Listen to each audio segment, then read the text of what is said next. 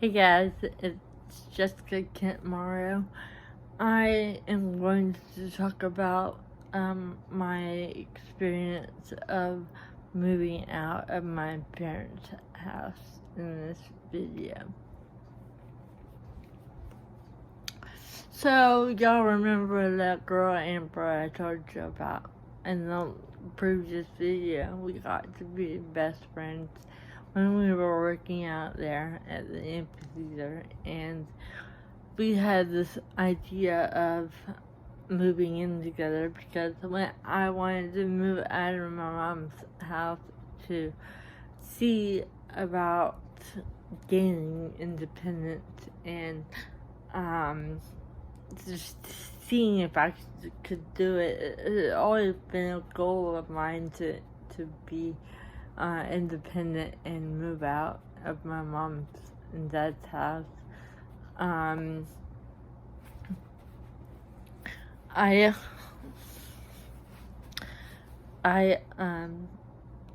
had to prove to my mom and my dad that I could survive on my own and like make my own food in the microwave and make my own sandwiches and stuff like that. So before I had the opportunity to move out, I had to prove to my mom that I was able to do it, which had always been a goal of mine to work towards. So I was talking with Amber, a couple of nights when we were working, sitting there, just shooting a breeze, and we talked about getting an apartment together, and so we talked about it and we made it happen. She was living up in Concord at the time, so she was already living in an apartment complex, which we got. I had to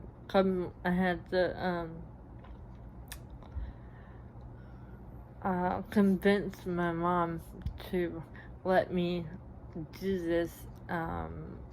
Mom wasn't too keen on it because of how she was worried about how I would survive with a friend and all this.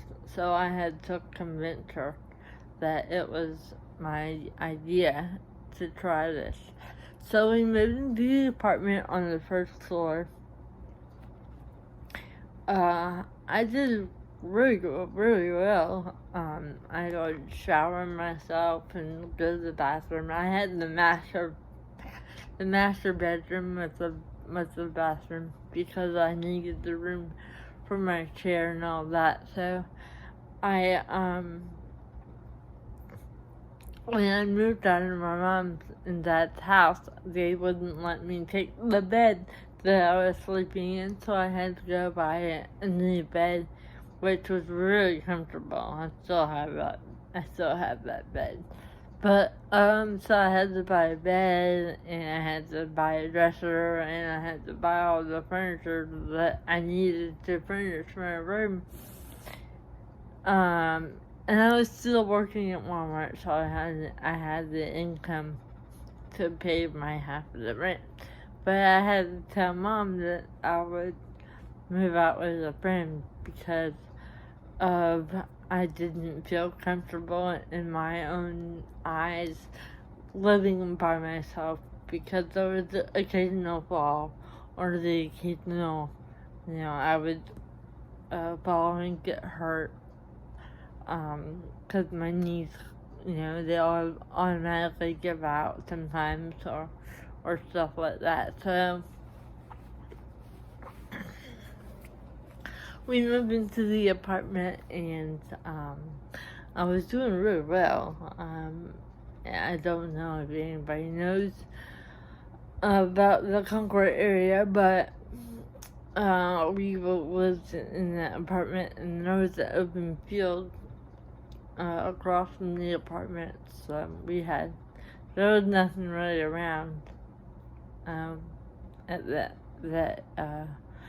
area. So again, I would have to take public transportation to and from work, or I would have to get Amber to drive me to and from work. She didn't work. She just got child support from her child's dad. She did occasionally work to get her part of the rent. She did pay rent. I was not gonna let her live there if she didn't pull her weight. So I don't want anybody to get the wrong idea of that we weren't able to make the rent and stuff like that. So we were paying about $900 between the both of us, so it was very manageable.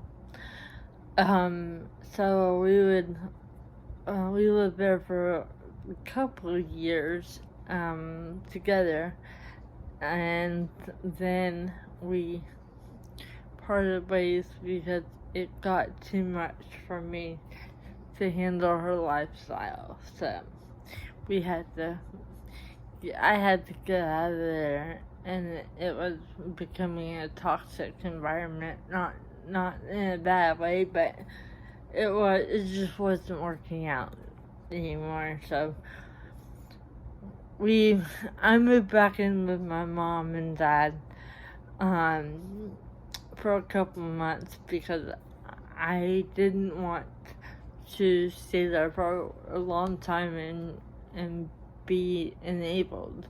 So I was only back at home for a couple months, but in the meantime, when I was in that first apartment, I got a dog. His name is Diesel. And he was a service dog, and he wasn't a service dog at that time, but now he is. And I took him to PetSmart for all the training and stuff like that, and he got training, and now he's a service dog for me. He keeps me protected. He can't be away from me, or I can't be out of his sight without him going crazy and his anxiety getting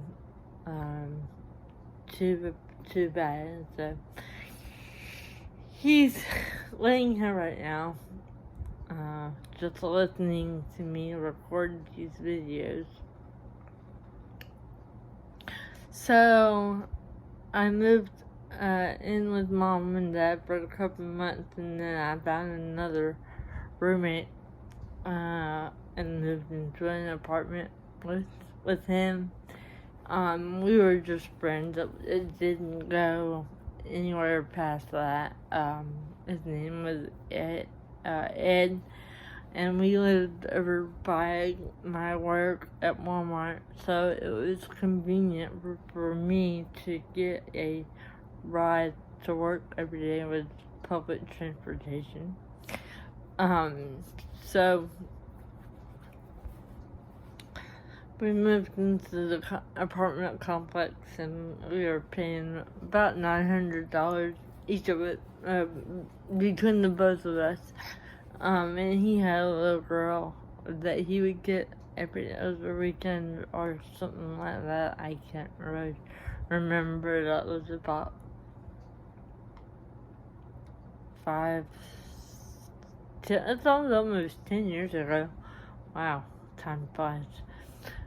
So I lived with him for a couple of years, and then he met a girl, and they got serious, and now he's lives with her, and he's probably married now, but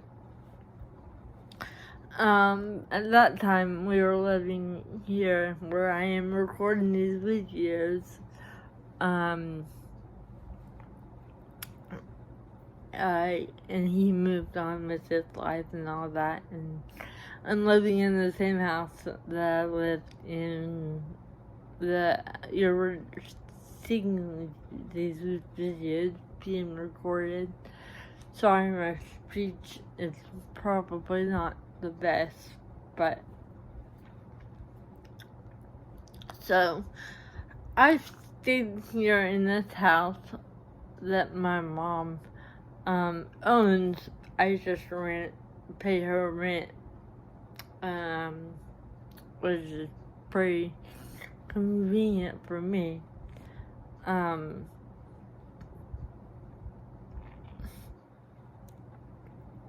So I've been in this house for probably about 9 years now, and I've had my share of roommates and